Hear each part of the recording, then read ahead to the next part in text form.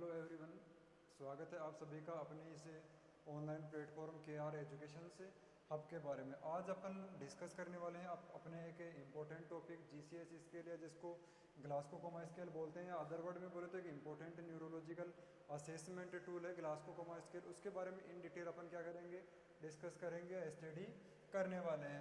अगर अपन बात करें जनरली ग्लास्को कोमा स्केल्स के या इसके इंट्रोडक्शंस के बारे में, तो एक मेजरमेंट टूल्स है जिसमें अपन क्या करते हैं, या एक रिलायबल टूल है मेजर करने का अपनी कॉन्शियसनेस से लेवल को या कॉन्शियस पर्सन की कॉन्शियस स्टेटस को चेक करने के लिए। और जनरली आप सभी जानते हैं कॉन्शियसनेस जो है पर्सन के वो डिपेंड करता है ब्रेन फंक्शनिंग के ऊपर। तो स्पेशली हेड इंजरी के जो भी केसेज आते हैं उसमें अपन उस पर्सन के कॉन्शियसनेस लेवल को चेक करने के लिए क्या करते हैं, ग्लास्को कोमा स्केल यूज लेते हैं, या ग्लास्को कोमा स्केल जो टूल्स है वो यूज में लेते हैं। फर्स्टली अपन इसके बात करें इंट्रोडक्शन के बारे में। इंट्रोडक्शन के बारे में देखें तो Glasgow coma scale is a neurological assessment tool. Glasgow coma scale क्या है, एक प्रकार का एक न्यूरोलॉजिकल असेसमेंट टूल होता है। ग्लास्को कोमा क्या है, अपना एक न्यूरोलॉजिकल असेसमेंट टूल्स है जिसमें न्यूरोलॉजिकल फंक्शनिंग जो है उसको क्या किया जाता है, असेस किया जाता है। Use to the major a personal level of the consciousness. और स्पेशली किस चीज़ के लिए अपन काम में लेते हैं, लेवल ऑफ कॉन्शियसनेस को क्या करने के लिए, असेस करने के लिए, specially after the brain injury. और कौन से केसेज में, स्पेशली ब्रेन इंजरीज के केसेज में, कि जो ग्लास्को कोमा स्केल एक न्यूरोलॉजिकल असेसमेंट टूल्स है जो जनरली यूज रहते हैं किसके लिए, कॉन्शियसनेस लेवल को चेक करने के लिए। और स्पेशली किन केसेज में, हेड इंजरी के केसेज में अपन इसको क्या करते हैं, यूटिलाइज करते हैं। इसके बाद में अगर अपन बात करें, Glasgow coma scales was invented by the neuro professor. Invented किया गया किसके द्वारा, न्यूरो सर्जरी के प्रोफेसर के द्वारा। कौन थे वो professor, Sir Graham Teasdale and Bryan Jennett. Sir Graham Teasdale and Bryan Jennett दो न्यूरो सर्जन थे या न्यूरो सर्जरी के जो प्रोफेसर थे, उन्होंने क्या किया था, इसको फर्स्टली इन्वेंटेड किया था।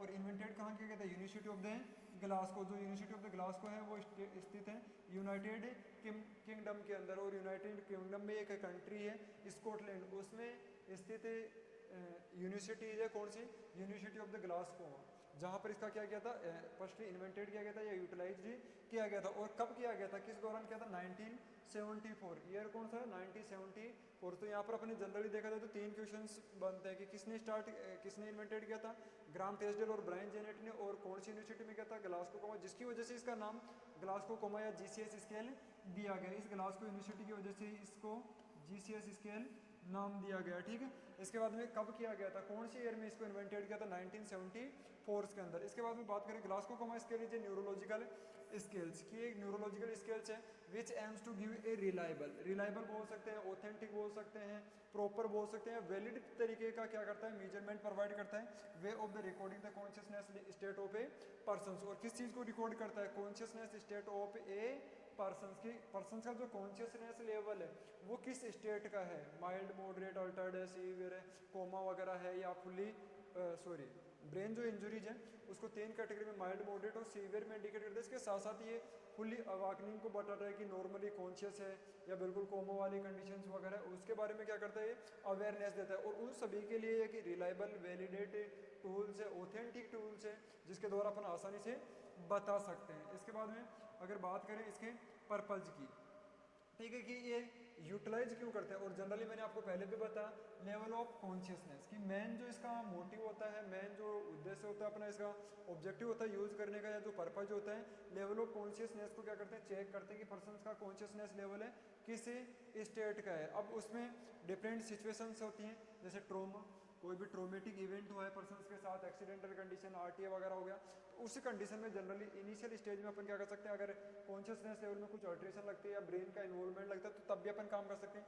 इसके बाद में ब्रेन इंजरी, यहाँ तो सिंपल सा, अगर ब्रेन इंजरी की कंडीशन है तो ब्रेन अगर इन्वॉल्व है, इंजर्ड है, तो उस केसेज में डायरेक्टली अपन को क्या करना है, ग्लास्को कोमा स्केल का यूज में लेना है। इसके बाद में नेक्स्ट हम बात करें cranial nerve functioning. Cranial nerve functioning या क्रेनियल नर्व में कोई अल्ट्रेशंस वगैरह है या उसके जनरली जो फंक्शंस है उसके लेवल को चेक करने के लिए भी अपन क्या कर सकते हैं, ग्लास्को कोमा स्केल कर सकते हैं। इसके बाद में नेक्स्ट वन है spinal cord functioning. Spinal cord injuries के केसेज में, स्पाइनल कोड डैमेज के केसेज में अपन क्या कर सकते हैं, ग्लास्को कोमा स्केल यूज में ले सकते हैं। और स्पेशली अगर इस कंडीशन में बात करें तो जो मोटार एक्टिविटीज़ है, मोटार एक्टिविटीज़ है वो क्या करते हैं, स्पेशली असेस करते हैं। ठीक है, इसके बाद में अगर अपन बात करें जीसीएस स्केल के बारे में, इसके factor affecting the GCS score या Glasgow coma scale sorry Glasgow coma score कि ऐसा कौन कौन से फैक्टर है जो ग्लास्को कोमा के स्कोर को क्या करते हैं, अफेक्ट करते हैं। तो फर्स्ट वन है लैंग्वेज बैरियर। जैसे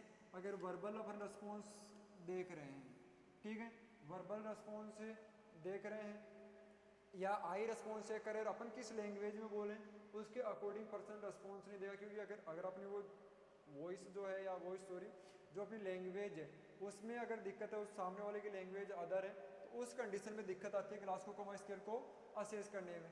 इसके बाद में न्यूरोलॉजिकल डिफेक्ट कि कोई भी न्यूरोलॉजिकल डिफेक्ट है तो उस केसेस में भी अपन इसको प्रॉपर तरीके से इम्प्लीमेंट नहीं कर सकते। नेक्स्ट वन है हेयरिंग लॉस कि अपन नॉर्मली किसी को वर्बली बोलते हैं, स्पीक करते हैं और उसके बाद में उसके रिएक्शंस वगैरह चेक करते हैं, तो स्वाभाविक से अगर उसमें हेयरिंग लॉस है या डीपनेस वाली कंडीशन है तो उसमें अपन असेस नहीं कर सकते उसके कॉन्शियसनेस लेवल को। स्पीच डिफेक्ट कि सामने वाला बोलना तो चाह रहा है लेकिन उसमें जो बोलने से रिलेटेड प्रॉब्लम्स है, इश्यूज है स्पीकिंग से रिलेटेड, तो वो नहीं बोल पाएगा। नेक्स्ट वन है फार्माकोलॉजिकल इफेक्ट और फार्माकोलॉजी स्पेशली सेडेटिव कि स्वाभाविक से आप सभी जानते हो जो सेडेटिव मेडिकेशन है वो पर्सन्स के कॉन्शियसनेस लेवल को डिक्रीज कर देती है, तो उस कंडीशंस में भी अपन क्या कर सकते हैं, प्रॉपर तरीके से मेजर नहीं कर सकते या इसका यूटिलाइजेशन से नहीं कर सकते। नेक्स्ट वन है क्रेनियल फ्रैक्चर, क्रेनियल इंजरी जो हो रखी है, क्रेनियल डैमेज हो रखा है, वैसे केसेस में नेक्स्ट वन है स्पाइनल कॉर्ड डैमेज कि स्पाइनल कॉर्ड ही डैमेज है, तो उस कंडीशन में भी प्रॉब्लम से आती है। ठीक है, नेक्स्ट वन जो इम्पोर्टेंटली अपने कंपोनेंट है इसके बेसिक से तीन इसके कंपोनेंट्स होते हैं EVM, तीन कंपोनेंट होते हैं जिसको जनरली अपन रिमेम्बर कर सकते हैं मिनेमिक के द्वारा EVM जो जनरली इलेक्ट्रिकल वोटिंग मशीन के लिए अपन काम में लेते हैं, लेकिन यहाँ पर भी यही तीन ही EVM क्या करते हैं यूज में लेते हैं, EV और M। जनरली E का इंडिकेट करता है I को, V वर्बल को और R मोटार एक्टिविटीज़ को। अगर आई रिस्पॉन्स की बात करें तो जो आई है अपनी किस टाइप के रिफ्लेक्सेस देती हैं उनको असेस करते हैं, जिसमें assess how the person respond they stimuli की कोई भी स्टिमुलाई वगैरह है या स्टिमुलाई कमांड वगैरह अपन देते हैं तो उससे रिलेटेड आई किस टाइप से ओपन होती है, आई के रिस्पॉन्स किस टाइप के रहते हैं, तो उनको चेक किया जाता है।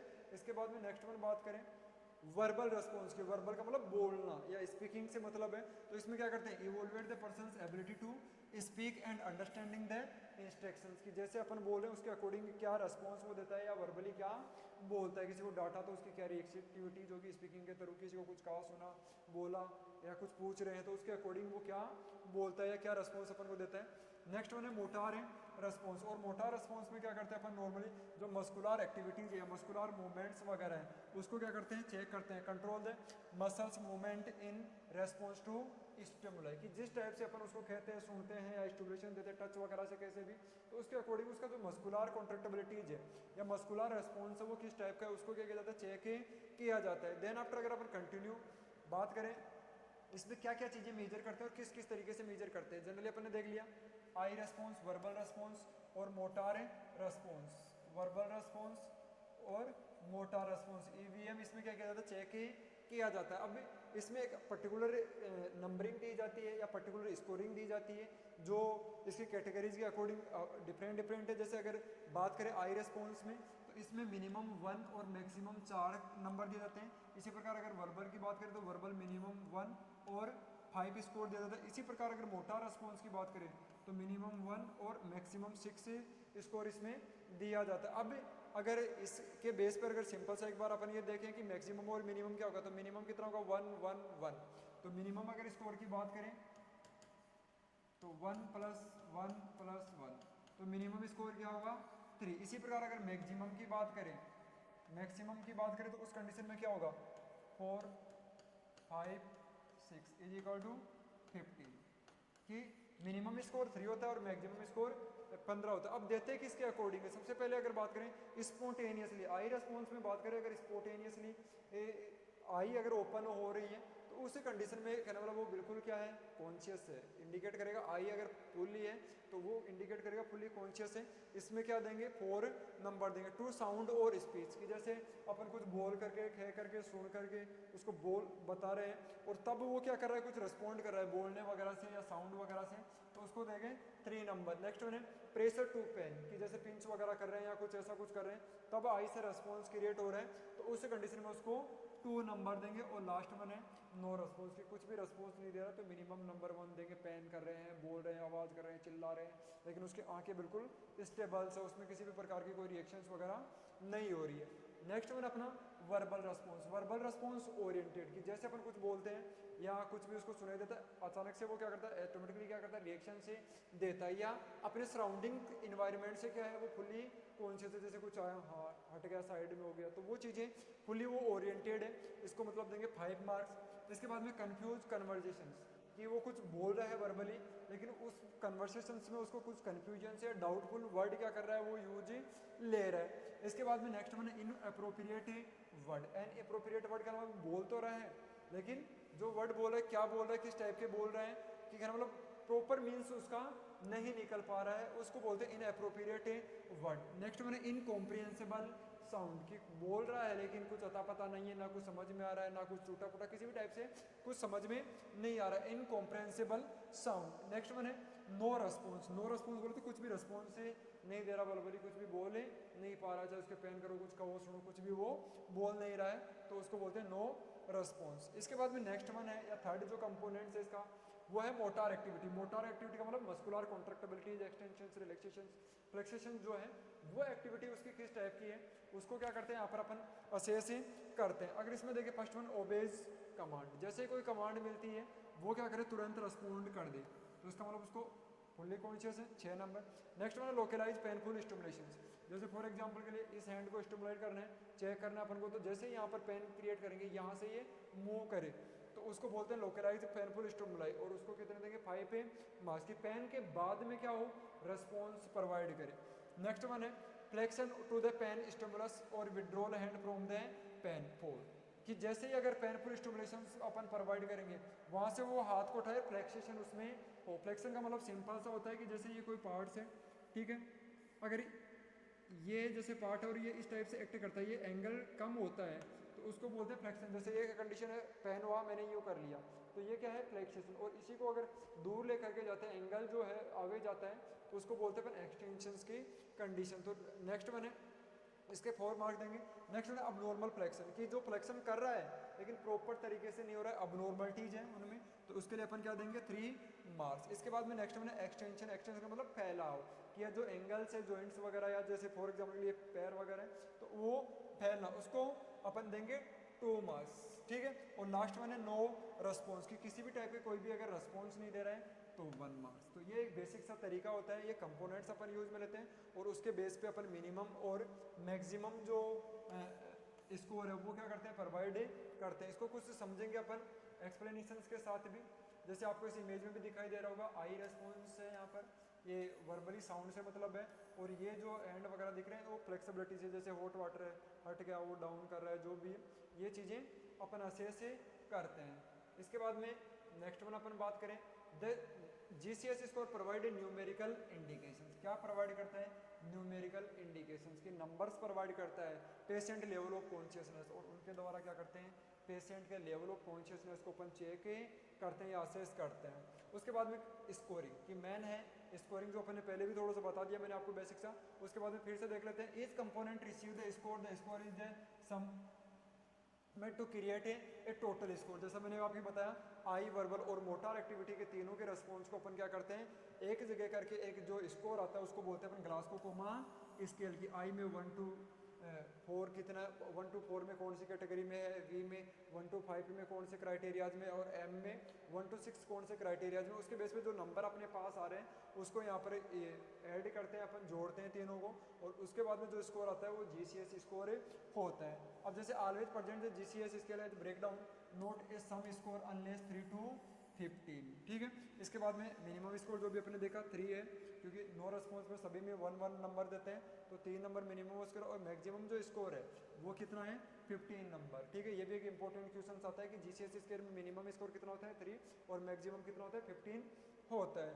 नेक्स्ट वन है to assess the eye opening verbal response and motor response with the score ranging from the 3। Specially अगर 3 है तो वो बिल्कुल एकदम जो लो लेवल की कंडीशन है पर्सन की उसको इंडिकेट करता है, या जनरली बोले तो कोमा या ब्रेन डेड या रिस्ट की, मतलब बहुत ज़्यादा खराब सिचुएशंस है उसको क्या करता है, इंडिकेट करता है। जबकि फुल्ली क्या है 15 क्या है फुल्ली कॉग्निटिव और बेस्ट स्कोर की, अगर 15 आ रहा है इसका मतलब बैटरी कंडीशंस में उसका consciousness level well standard conditions में है, जबकि अगर 3 आता है तो कोमा, अनकॉन्शियसनेस, वेंटिलेटर वगैरह में भी ब्रेन डेड वगैरह वाली कंडीशन उसमें होती है।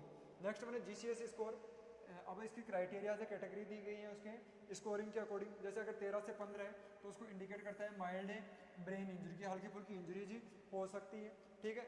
इसके बाद में नेक्स्ट है 9 to 12 suggest moderate brain injuries को इंडिकेट करता है। नेक्स्ट मैंने 8 और लेस, अगर इसके ज़्यादा हो गए हैं तो सीवियर ब्रेन इंजरीज को डेट करता है और कोमा की कंडीशंस वगैरह को क्या करता है इंडिकेट करता है। उसमें काफ़ी ज़्यादा एडिशनल सपोर्ट, वेंटिलेटर सपोर्ट वगैरह की क्या होगी पर्सन की केयर के लिए रिक्वायरमेंट होगी, या जो क्रिटिकल केयर यूनिट है उसमें उसको एडमिट करवाना पड़ेगा। अब एक अपन बेसिक से एक एग्जांपल लेते हैं कि इसमें कैसे असेस अपन करते हैं। तो इसमें अपने पास एक एग्जांपल है, a patient open I speech, कि आई ओपन कर रहा है कब स्पीच में जब बोल रहे हैं, और उसमें अपन क्या करते हैं जनरली स्कोर देते हैं कितना 3, तो 3 अपन ने यहाँ पर मेंशन कर दिया, यूएम को ऐड करना है। स्पीक इनएप्रोप्रिएट वर्ड, कि जब वर्बली कुछ बोल रहे हैं वो इनएप्रोप्रिएट वर्ड बोल रहा है, और उसके के लिए अपन ने कहा वहाँ पर कितना स्कोर दिया था 3, तो 3 देते हैं। नेक्स्ट मैंने विड्रॉल फ्रॉम द पेन, कि अपने आप को हाथ को उठा रहा है कब, जब पेन अपन कर रहे हैं, तो उसके लिए अपन ने कितना स्कोर दिया था, या कितने नंबर दिए थे 4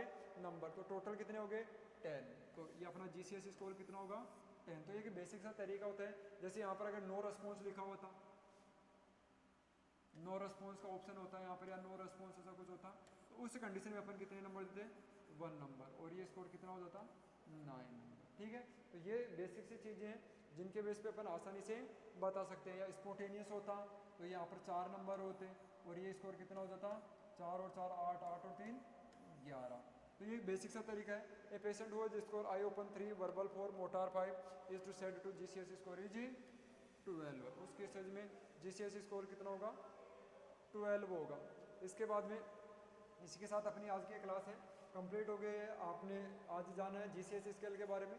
अब नेक्स्ट क्लास में इसी GCS स्केल के रिलेटेड जो कुछ कम्पिटिटिव क्वेश्चंस वगैरह आते हैं उनके बारे में अपन डिस्कस करेंगे, और हमारे से जुड़ने के लिए आप कंटिन्यू ऑनलाइन जो क्लास है जो यूट्यूब पे अवेलेबल है, इसके साथ साथ जो अपना मोबाइल एप्लीकेशन है आप वहाँ पर टेस्ट भी है वो प्रोवाइड कर सकते हैं। KR एजुकेशन सब, जिसपे टेस्ट लाइव रहेगा आज 8 PM से, ठीक है। उस समय आप इसके कुछ क्वेश्चन है स्पेशली GCS बेस्ड, तो वो आप क्या कर सकते हैं वहाँ पर दे सकते हैं। नेक्स्ट डे जब अपन की सॉल्यूशन क्लास आएगी उन क्वेश्चन वगैरह को अपन सॉल्यूशन करवाएंगे। इसके साथ साथ वहाँ पर भी उनका इन डिटेल डिस्क्रिप्शंस वगैरह आपको मिल जाएगा। थैंक यू क्लास, मिलते हैं नेक्स्ट क्लास में।